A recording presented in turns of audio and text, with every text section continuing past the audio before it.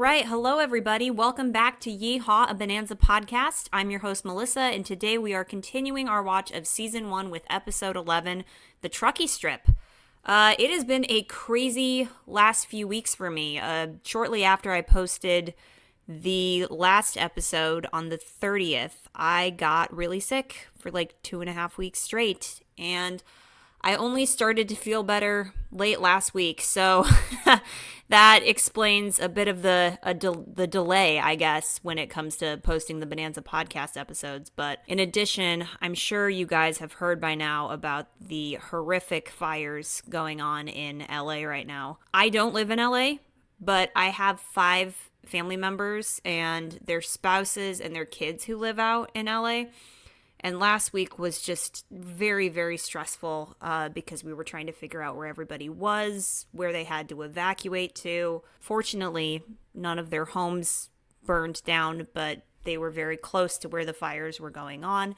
And so they left. Just a really stressful, awful week. So before we start today's episode, I'd just like to say that my heart goes out to everybody in California. If you live in California and you've been affected by the fires, I am so sorry. I am praying for you guys. I hope this resolves quickly, but my thoughts are with you during this very difficult time. So it's just been a lot. It's been a crazy start to the new year, but I'm grateful for the safety of my family because ultimately that is what's most important. But hopefully we're going to bring some good vibes to the world today with this next Bonanza episode, the Romeo and Juliet Bonanza episode, as it should be called, the Truckee Strip.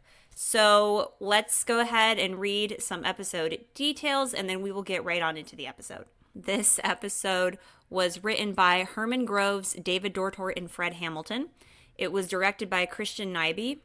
It premiered November 21st, 1959. Its special guests were Adrienne Hayes, Carl Benton Reid, James Coburn, Charles Horvath, and S. John Launer. The episode description is, caught in the middle of a longtime family feud over a disputed piece of land, star-crossed lovers Joe Cartwright and Amy Bishop try to convince their stubborn fathers to resolve their differences as tension escalates into violence. Romance is afoot for today's episode. So let's talk about some notable things. Number 1, we have no historical figure in this week's episode. Thank God. So that's very refreshing. Weirdly, when I watched this episode, they didn't have like a guest card. You know, at the beginning of every Bonanza episode, typically they'll have like starring blankety blank, and then they have the image of the person who's guest starring this week. Weirdly, this episode didn't have that.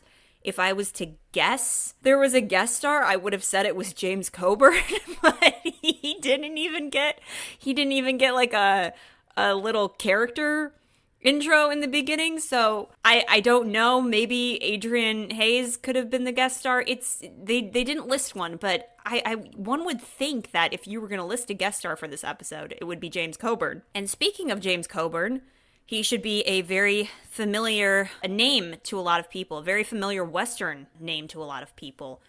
I know James Coburn best from the famous film The Magnificent Seven, but other people may know him in movies like The Great Escape and Charade. When I was going through James Coburn's IMDb page while doing research for this episode, I saw that he played Waternoose in Disney's Monsters, Inc., and I did not know that. But there's a fun fact about James Coburn. He's not only the Western guy, but he was in Monsters, Inc. I also saw him in, what was I watching the other day? Sister Act 2 was on TV, and he is, I can't remember. I wasn't really paying attention to the film. I only really remember Sister Act 1. But he plays one of the antagonists in Sister Act 2, and I was watching it with my dad, and I kept going, who is this guy? He's so familiar to me. My dad's like, that's James Coburn. And I was like, oh, I guess he's just not as recognizable as an old man. So he was in Sister Act 2. But most interestingly enough, he was in a film called Ride Lonesome with Pernell Roberts just before Bonanza aired. I believe Ride Lonesome came out in February of 1959, so that was literally on the heels of Bonanza starting. And James Coburn actually appeared on Bonanza 3 times total, so which is weird because I swear he was on more. But he's in a Bonanza episode in season 2 that's one of my favorites of the series.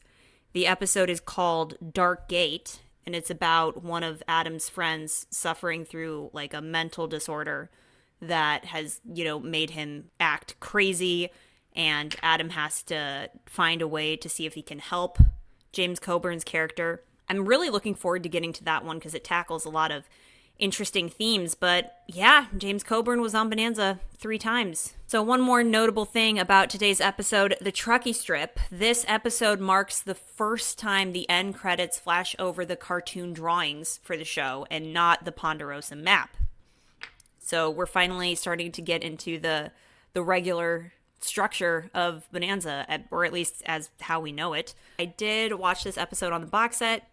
They only had a single photo on the box set for this episode, and it was a picture of Adrienne Hayes' side profile. Excuse me. That was pretty much it. So it was just a single picture of her profile, and she looked very pretty, but that was the behind the scenes content for today's episode. So really not much to talk about there.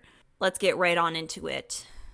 We are hitting play in 3, 2, 1, go.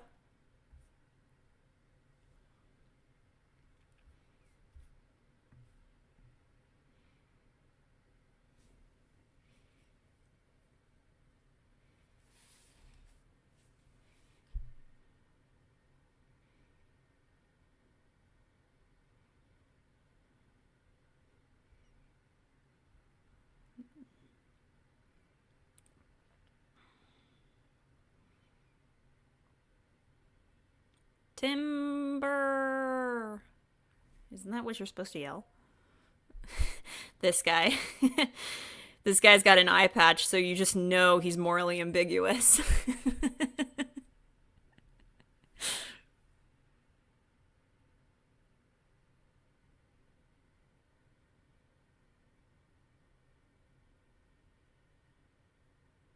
James Coburn.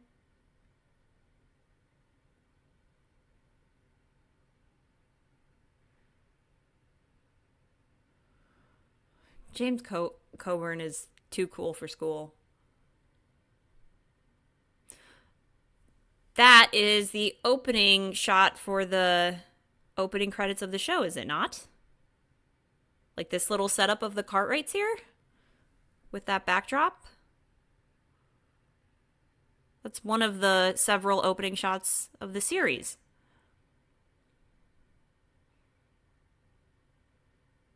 Actually, yeah, I'm sure it is.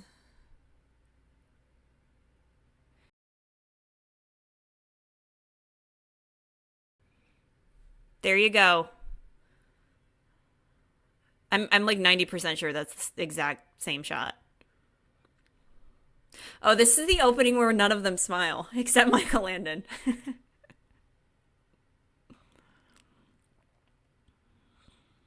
I believe this episode was filmed in the San Bernardino Valley.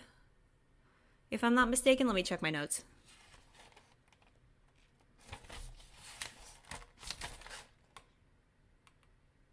Yes, it was filmed in the San Bernardino Valley. Very beautiful.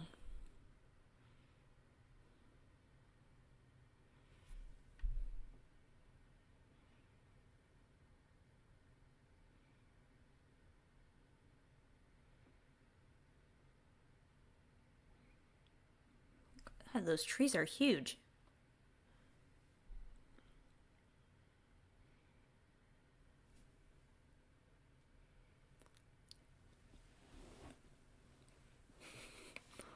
Not the set shots.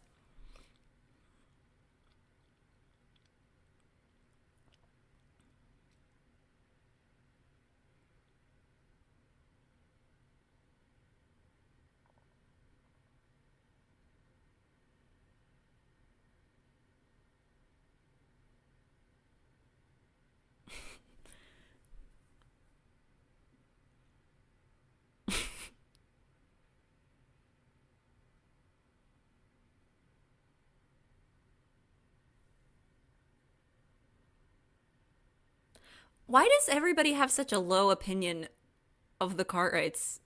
Because so far they've been called high and mighty several times in the series.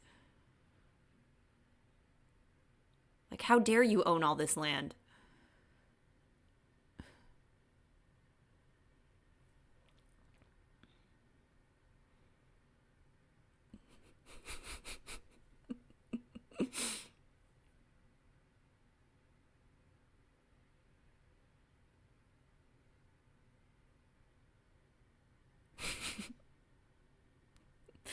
There's the romance, the swell of the romantic theme.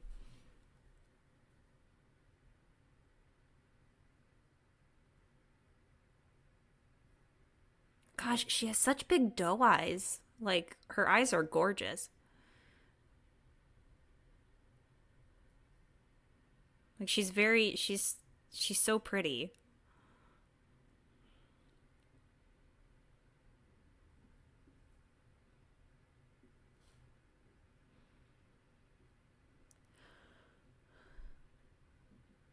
I didn't, when I was taking notes on this episode, I didn't really remember much about it. And one of the things I forgot is I assumed that Joe and Amy already knew each other, like from childhood. And I guess it surprised me that they didn't. Like, this is their first meeting.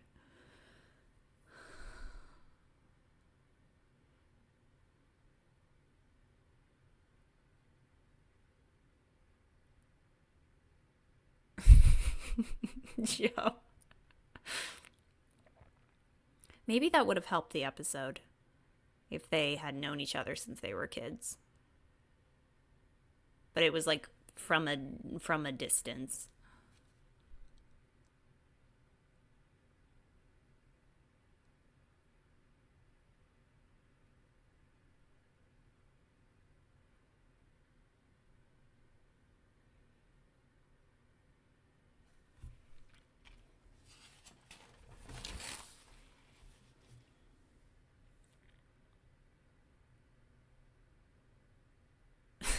The eye patch.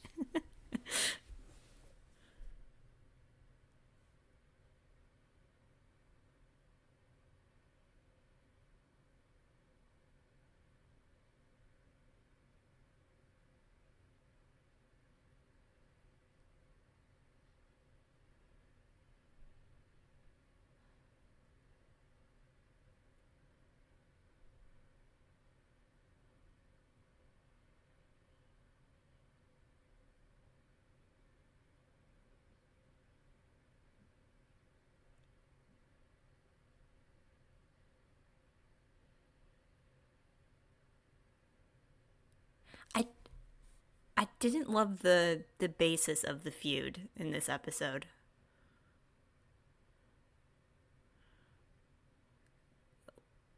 Like, to me, it was a little bit weak.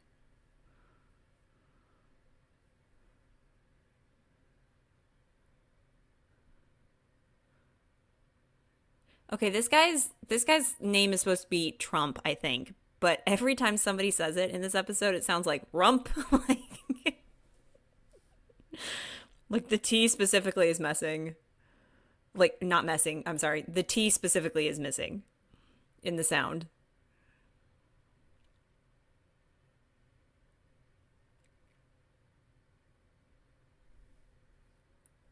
Like, he said it like Trump.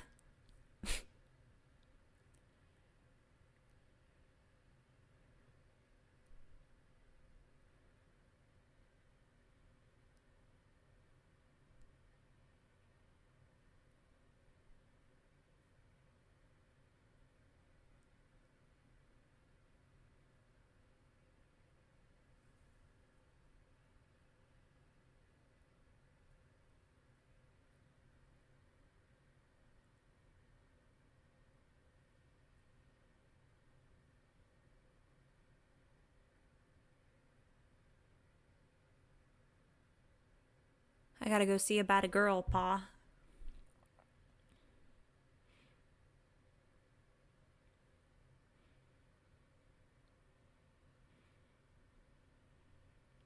I don't know. I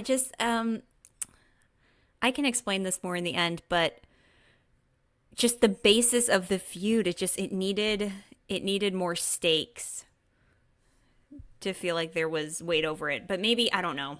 Maybe the point is that the feud was stupid and it shouldn't have mattered, but I think this episode really needed like an extra like oomph.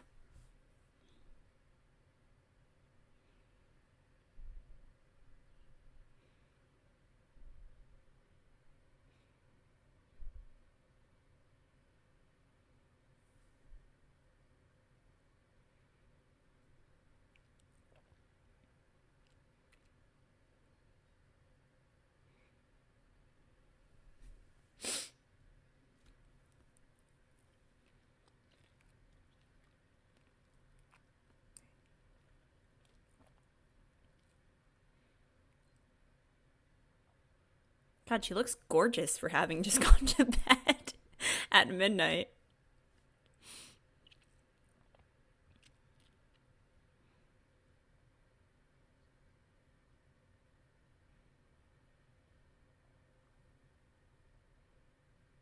Seriously, her eyes are stunning.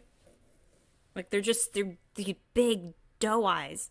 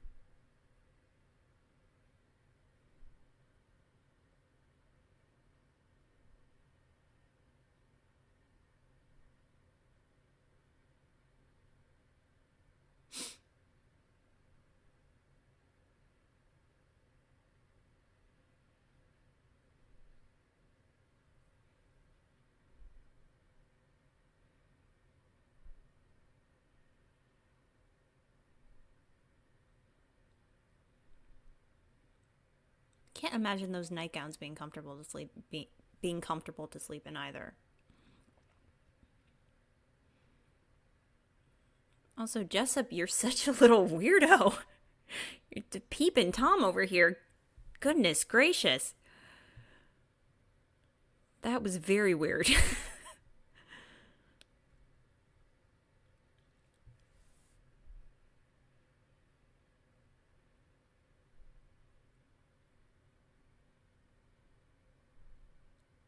Was that scene necessary there? I mean, I'm not going to make a big deal out of it, but it was literally like a 10-second scene. Like, did they need that there?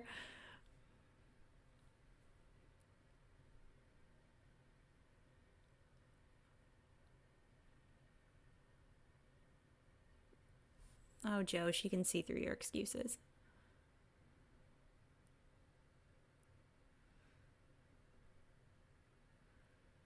I love that dress.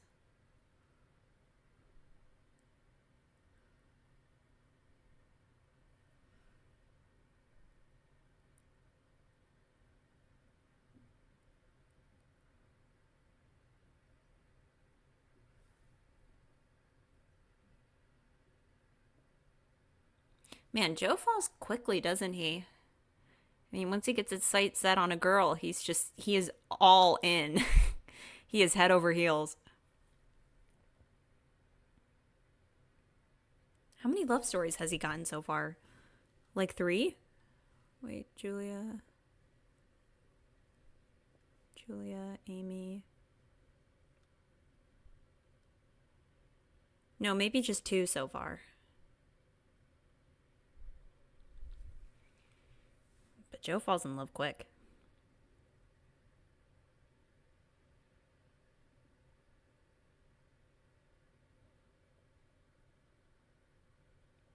Joe, it's literally been a day. Calm down.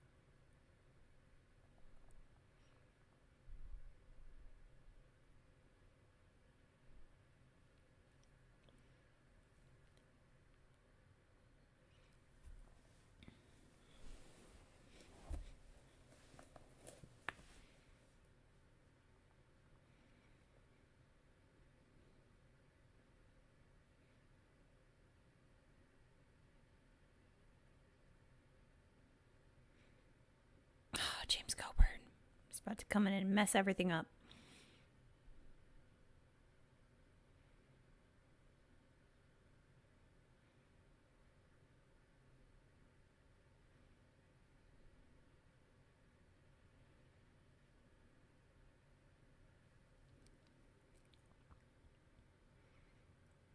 Man, James Coburn had such a swagger about him.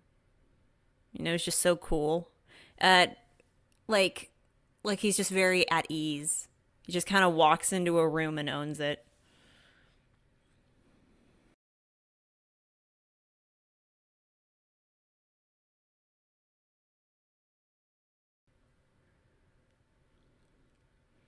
Dang, I just got so excited to get to the episode The Dark Gate. He is really scary in that episode.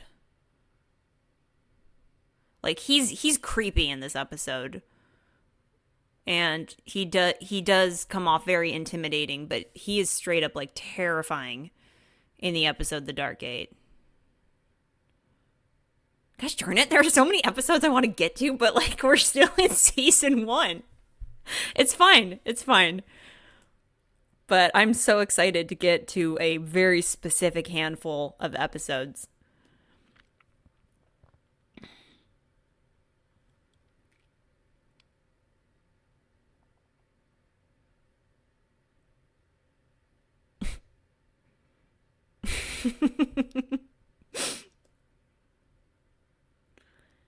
Joe's bedroom is just the dining area, but with a bed in it. It's interesting to see how much the sets changed and evolved over time. I forgot how they used to look in season 1. They changed it from stone to wood, and the bedrooms changed a lot.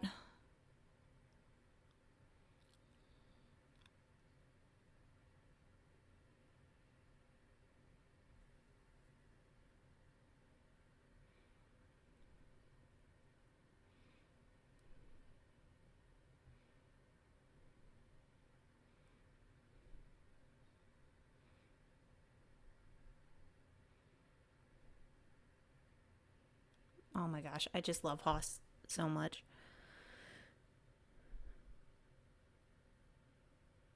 Like his just sweet, concerned nature, and you can tell like the early development of like his and Joe's relationship, like that closeness.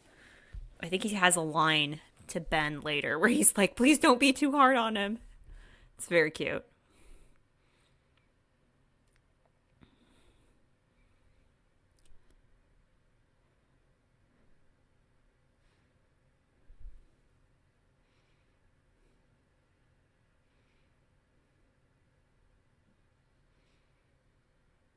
It seems a bit aggressive.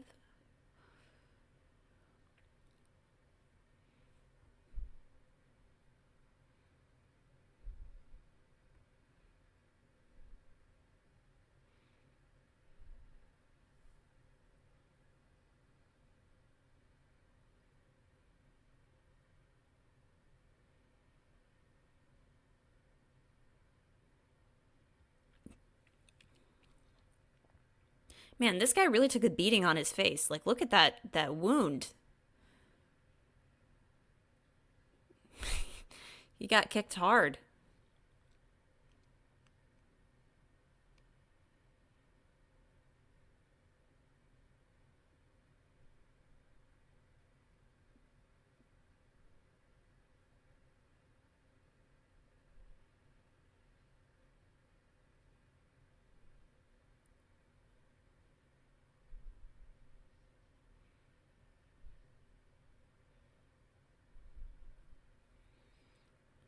I don't find the story in this episode super engaging, but it is a nice, like, turn off your brain episode.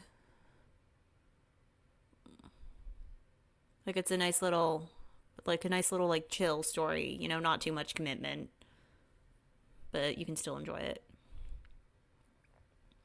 Oh, Mr. Morley Gray's back. What problems are you going to start?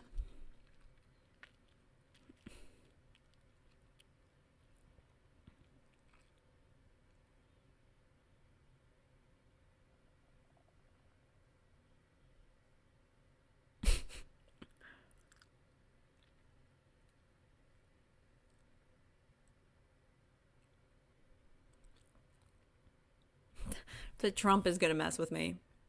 But they don't say the T. It's like, what is it, rump? Like,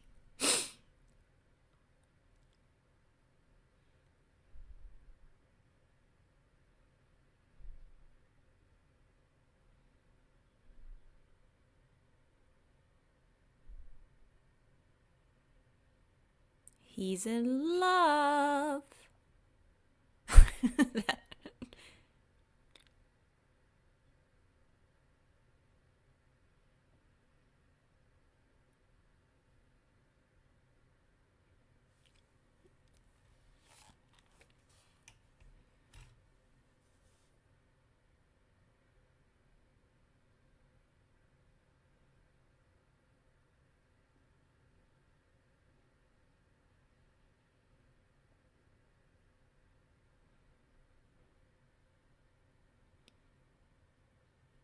And he is rizzing her up here.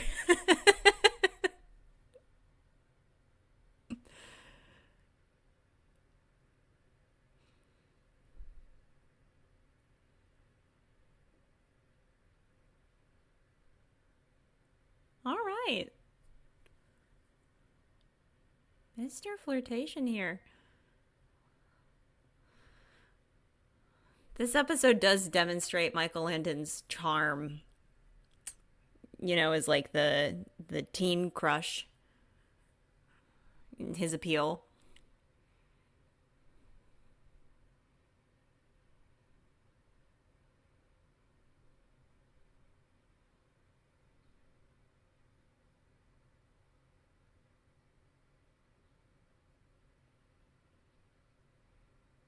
Joe, it's literally been 3 days, honey. Calm down.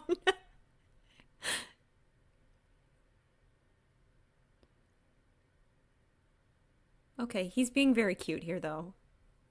I will not deny that. But James Coburn's going to come in and ruin it, so. I do find it pretty hilarious how quickly the Cartwrights fall in love and then they lose their love in the same episode. I think something I would have liked in this episode is maybe just I don't know, like a montage, like how much time has passed, like give us an idea of how much time has passed, because this episode gives the impression that it's literally just been a few days.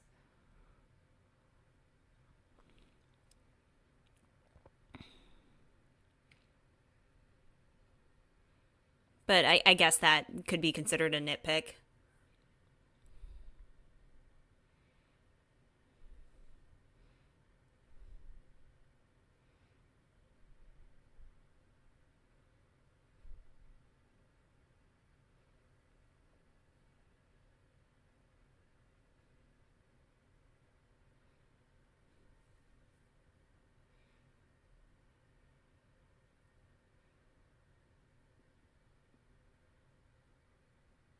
Mm, why was this necessary?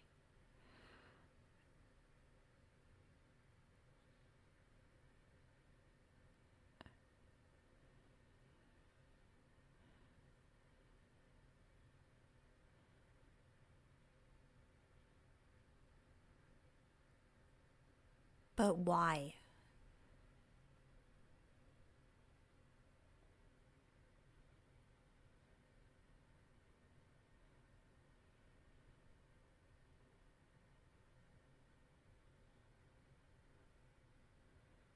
I don't really understand the inclusion of this character either. Yeah, I mean maybe just to create conflict, but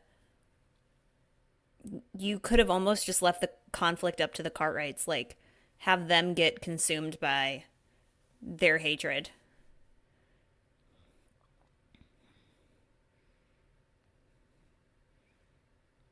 Also, the music's going crazy here.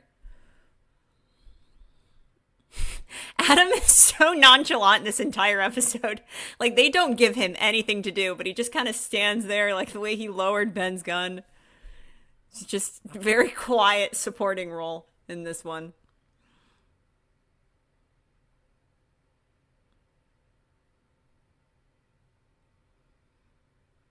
Yeah, I do wish more of the conflict came from the Cartwrights themselves.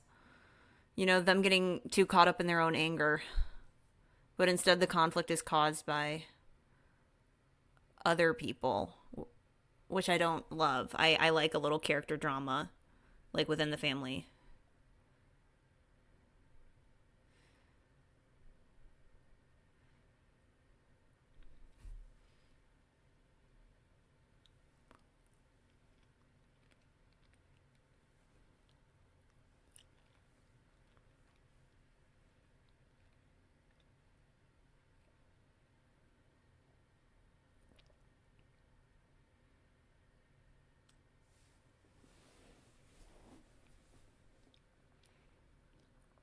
Michael Landon is really good here, though.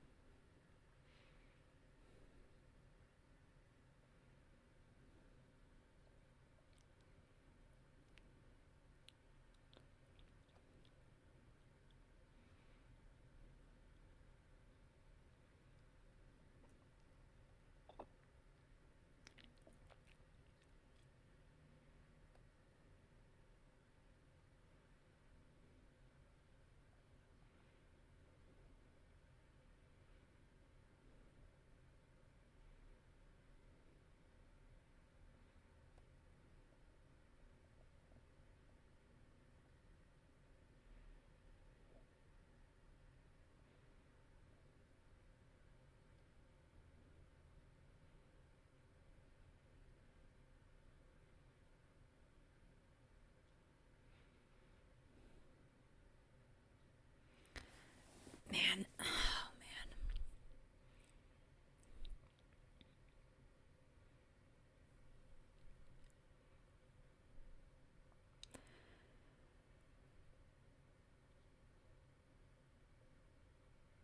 I think Michael Landon is was really good at the quiet scenes, like of intensity and conflict. Like whether it was a really emotional scene or he was really angry like he is here. I think he was really good at those moments.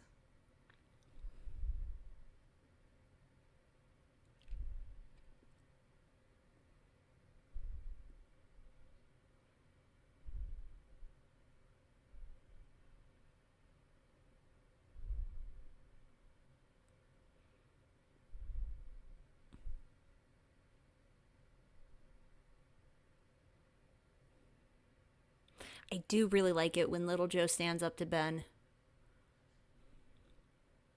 Maybe it's because he's the youngest, but I kind of like it when he snaps at Ben. Like, there's a really good season 5 episode. I think it's I can't remember the episode, but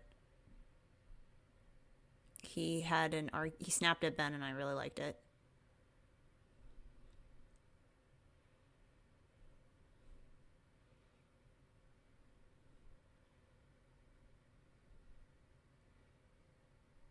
See, that dialogue, I would have liked to see that in the first episode.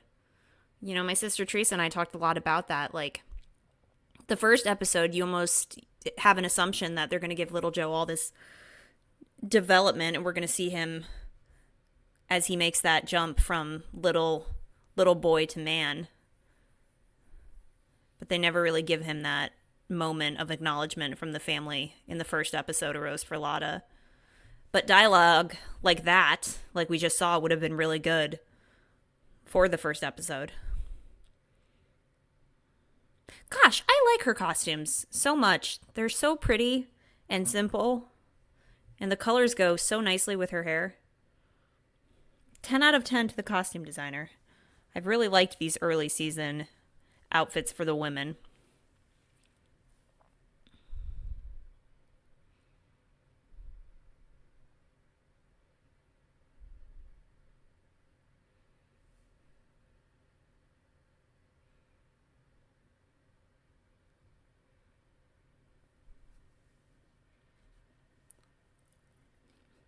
Look at James Coburn in the background. He's just standing there with like so much swagger.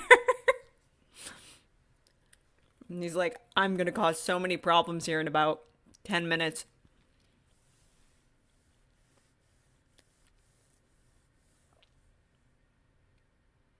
Trump.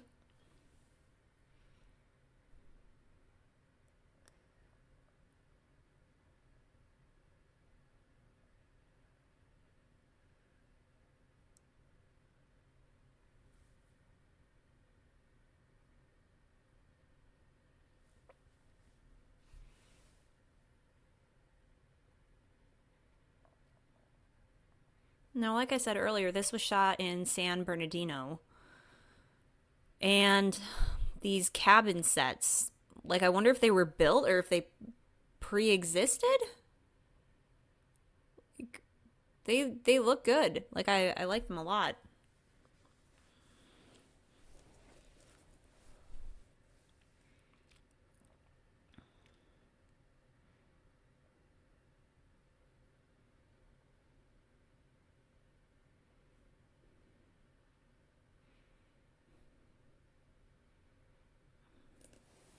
Yeah, I don't know. Morally ambiguous eye patch guy.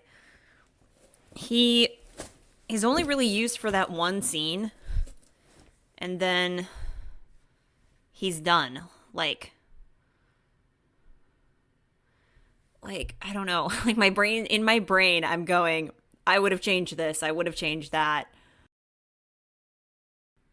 I just don't know if we needed morally ambiguous eye patch guy. Like maybe he could have accidentally this young man could have been accidentally killed in the crossfire instead of it being like an intentional death by one of the Cartwright men.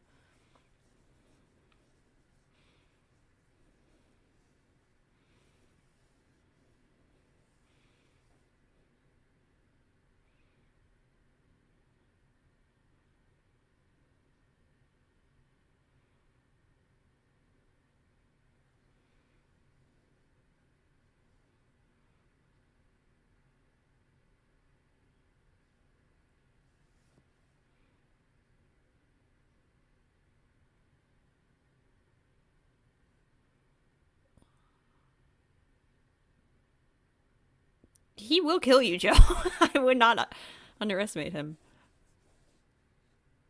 But he is Joe's a faster draw.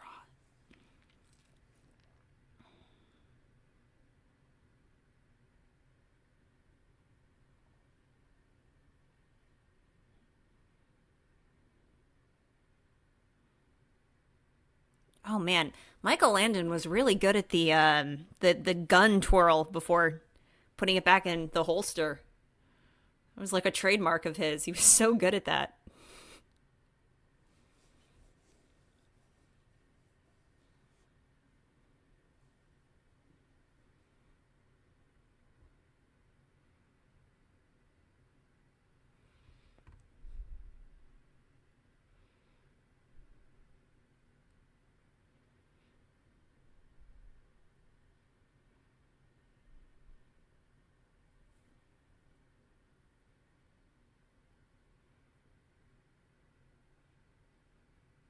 And he jumped up on his horse in like one one jump.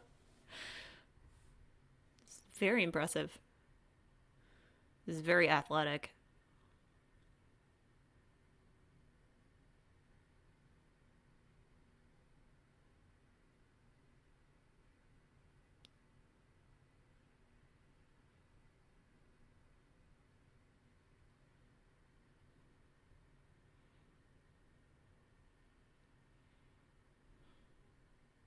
This episode kind of feels like a made-for-television movie in a way. It's just got a particular vibe about it.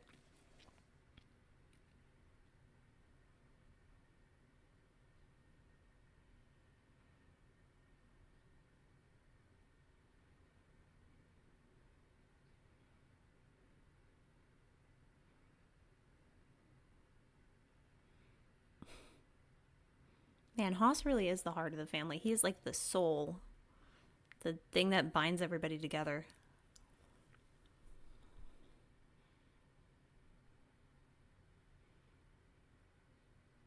Oh my gosh.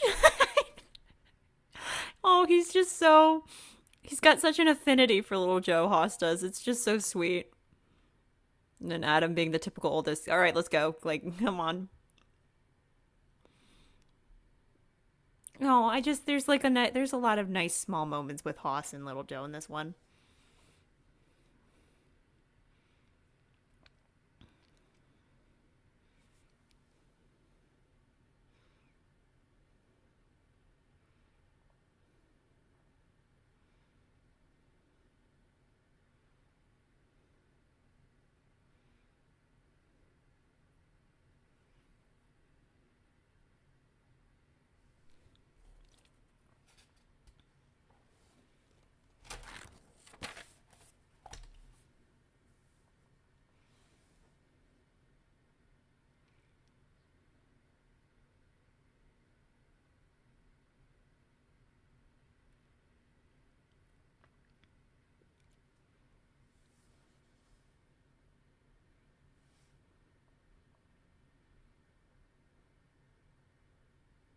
Oof, that's true.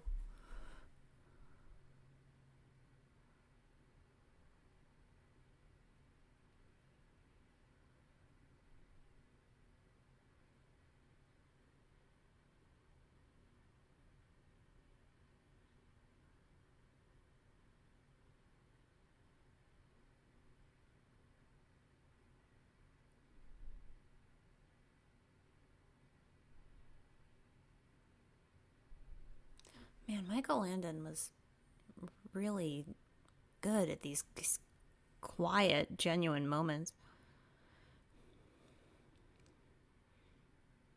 He's just he's got a nice vulnerability about him where he like he allows people to see him. Like he can be very vulnerable with the audience, which I think is just such a huge part of his appeal as an actor. There just doesn't there aren't a lot of pretenses with him.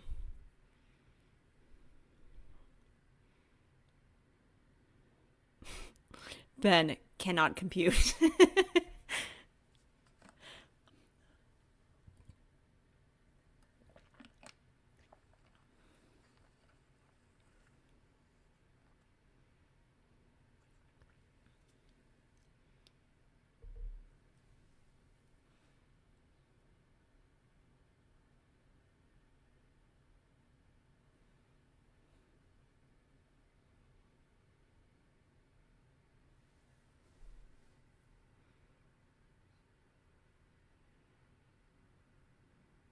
You know, like Lauren and Mike's scenes together, they seem so genuine. Oh, like there's such like a nice like reality there.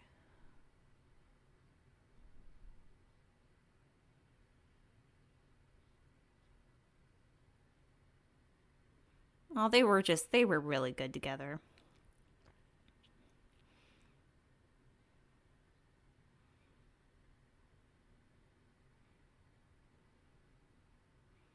I mean, we're on episode 11, and already Michael Landon and Lauren Green have had several scenes together that are just very emotionally poignant.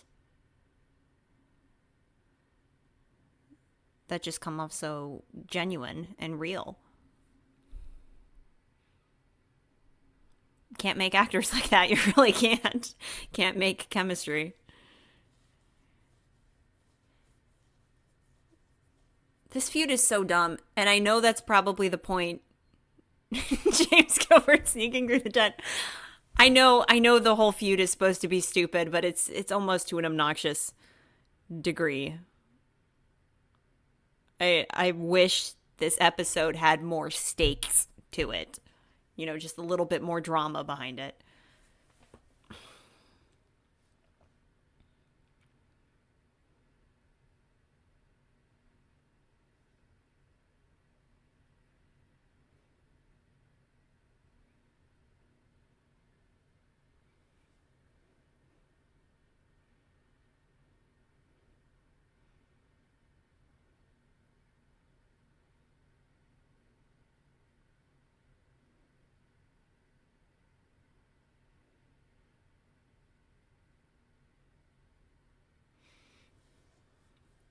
It's like the politest feud of all time. I threatened to kill you 2 scenes ago, but now that you want to get married to her, everything's fine.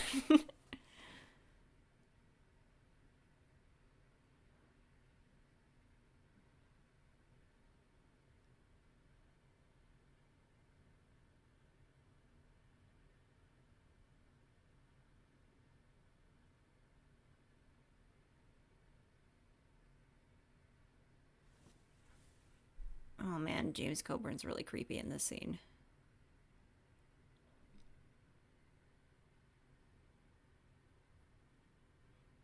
Uh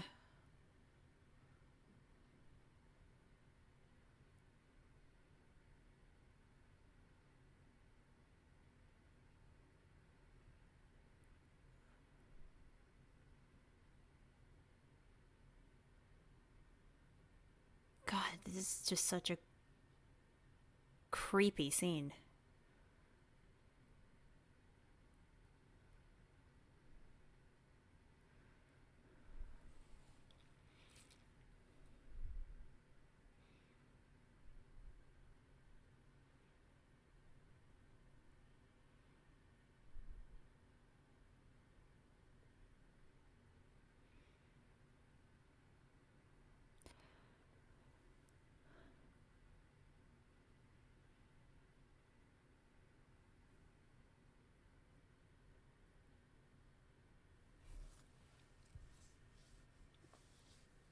God, he could be so creepy.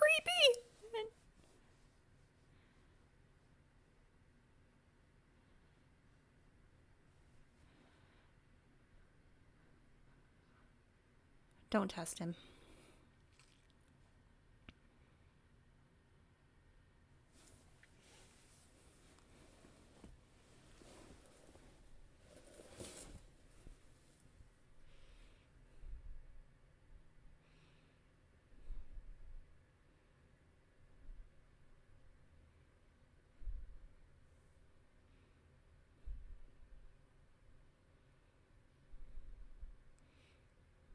It never really made sense to me why Amy would just sit there while this fight was going on. I mean, unless, of course, that was the only way out, that barn door. Also, I wonder who Michael Landon's stunt double was. I didn't think to look that up.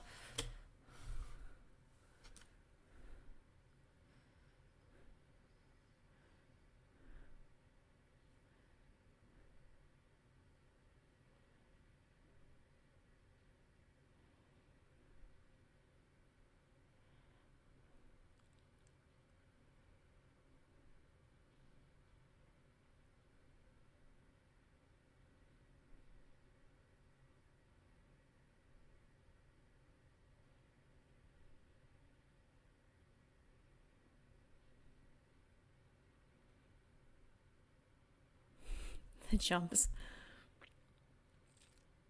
All right, that was impressive.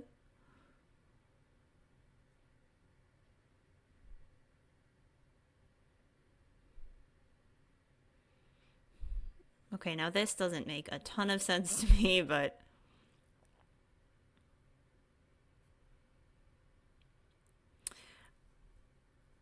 I do have to wonder if Jessup intentionally killed Amy. You know, like that's the only way I could see that making sense. Because it being an accident just seems like too ridiculous. Like, Amy wasn't paying attention, like, she didn't roll away in time.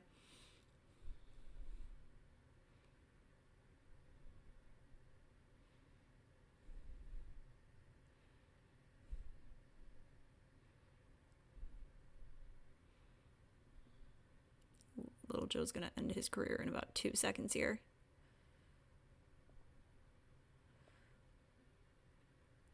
Brutal.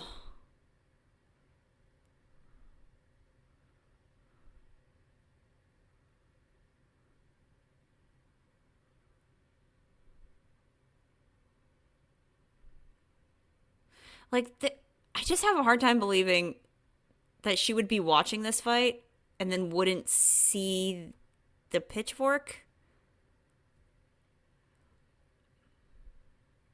I don't know. Upon watching it right now, though, it almost looks like Jessup intentionally killed her. So I might just go with that because I can make more sense of that as opposed to her not having seen it. But I guess she had to die because so many women did in season 1.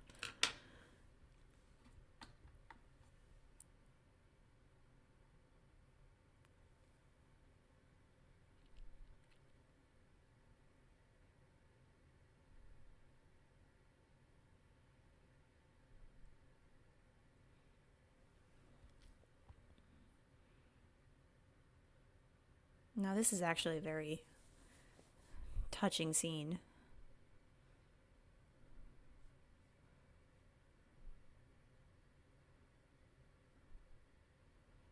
Testament to Michael Landon's acting.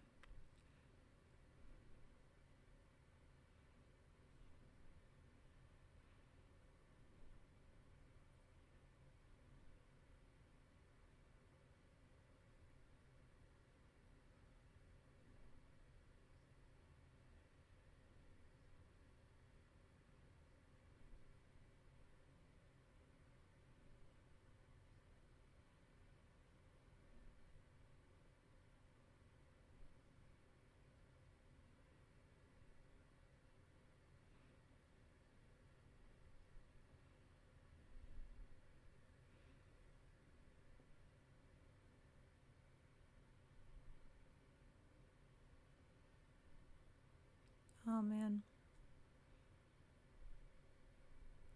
Actually, I do like how she died mid-sentence.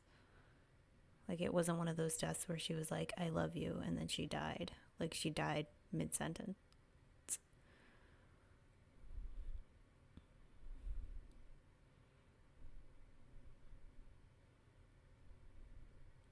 Gosh dang it, Michael Landon. Don't do this to me.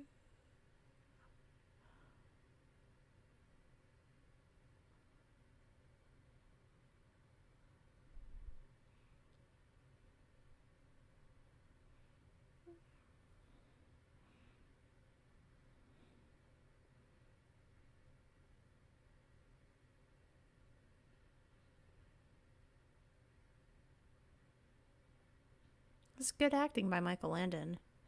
In an otherwise, I would say, average episode. It's certainly not, like, the worst, but it's certainly not the best. It's just, like, I would say it's, like, inoffensive. You know? It's, like, it's turn off your brain. You know, it doesn't demand too much of you as a watcher.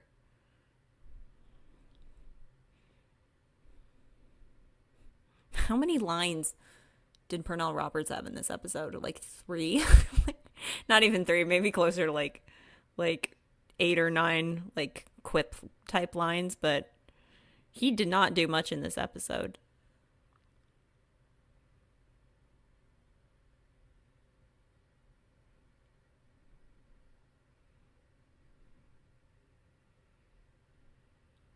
Aw.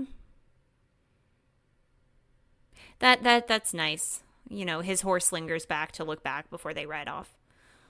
Oh. And here's our first appearance of the end credits over the illustrated drawings. I've always liked those end credit illustrations. There's like super messy but very effective. There's a appeal in the messiness. Okay. That concludes the Truckee Strip. Yeah, I think it is a very inoffensive episode. Let's talk about a couple things. Obviously, the whole theme of this episode is basically Romeo and Juliet. You know, the stupid hatred between the two feuding families, in this episode's case over a tree and a piece of land. And I guess, well, it wasn't really on, the episode didn't really touch on that hatred aspect so much as it touched on the stupidity of the situation, which I guess was the point, but I kind of expected it to touch a little bit more on the hatred aspect. I don't know. Adrienne Hayes is very cute little actress. She's very adorable. She's got such like a innocent vibe about her. She's got the big eyes. She's got the very pretty features. She's very likable. She's not really a character. I think one of Bonanza's weakest points is it just wasn't good at writing women as characters in terms of the romance that they had with the guys. Like, they were just pretty shallow as characters, with the exception of maybe a couple. But she was cute. I liked her very much. I think that she gives off this very like sweet persona, and you can't dislike her, but there's just not a lot there in terms of like a character. Michael Landon obviously is like the standout of this episode. He did some very good acting. I love the quiet scenes with him and Ben talking. I think that they have great chemistry together. I think it always comes off very genuine when it's between those specific characters.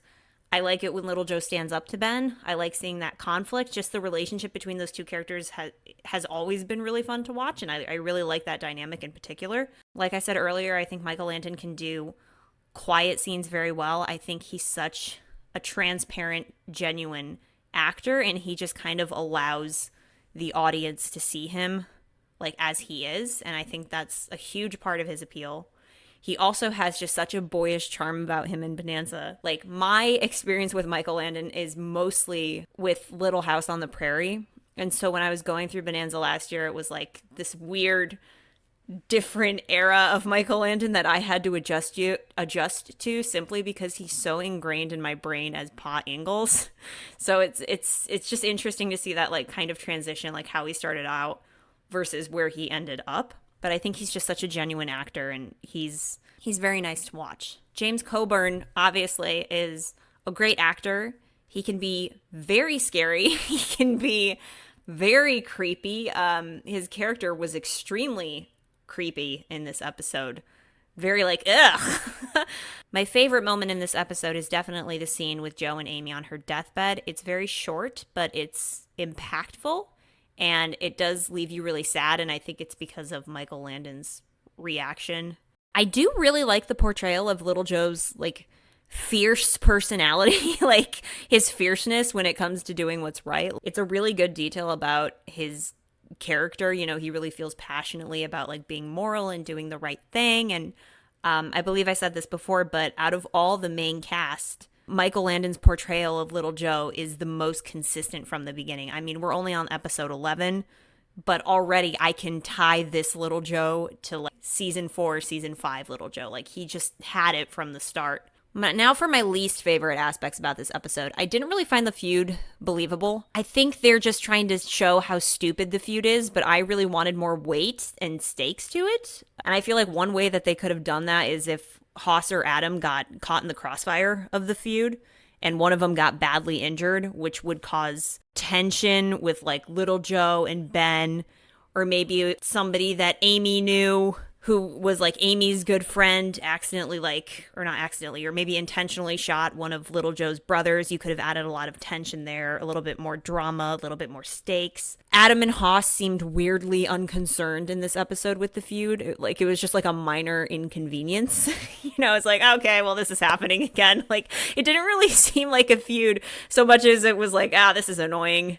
And again, maybe that was the point, but I'm sitting here going, I want more stakes. Like, give me stakes, give me drama, invest me in the episode a little bit more. So it was hard to get me to care about it. Other things I would have added, like I would have added Amy and Little Joe having like a mini fight over the feud. Something happens that creates all this drama. Joe thinks it went one way, Amy thinks it went another. You could create drama between those two characters, add some development with Amy there. Their relationship was just almost too cutesy and too perfect, but again, that might have just been the point. It's just my writer brain is coming out and going, well, I would have liked to see this, I would have liked to see that. I just wish we could have seen more weight to the episode, not only with, you know, the feud, but also in Joe and Amy's relationship. Like, I just would have liked to see a little bit more development there. Actually, speaking of the feud, they didn't, like, officially end it, did they? Because they have that scene where Joe comes out and he's like, she said it could never be a Cartwright and a Bishop, and then he walks out and then nobody says anything to each other. At least I don't think they don't. So the feud never really like ends officially. And I guess it's like an unspoken ending where they're like, oh, well, because she died, you know, there's no point to the fighting because there was so much loss of life. But I guess like they didn't really conclude it. It was this unspoken, I guess this is over. Maybe they should have added a convo between Ben, Little Joe, and Luther Bishop. That would have been impactful. I think this episode needed a lot of like mini tweaks to make it a little bit more effective. I think it's an inoffensive episode. Like I said, I don't find the plot super interesting, but I think had they made like minor little tweaks, it just would have added a lot more to the episode and added to the engagement and the weight of the overall story. So my final takeaway would be, it's not great, not terrible. Still, you'll enjoy it. It's a good turn off your brain up. And I guess that makes Amy Bishop the third tally on the women who die in Bonanza. So we got to add Amy Bishop to our tally of Bonanza women who die, at least in season 1. Okay, we have no viewer thoughts this week. As always, guys, if you want to email me your thoughts on this episode or any previous Bonanza episode, you can email me at meltyandjoys@gmail.com. You can also follow me on Instagram at melty_enjoys. So follow me over there if you haven't already.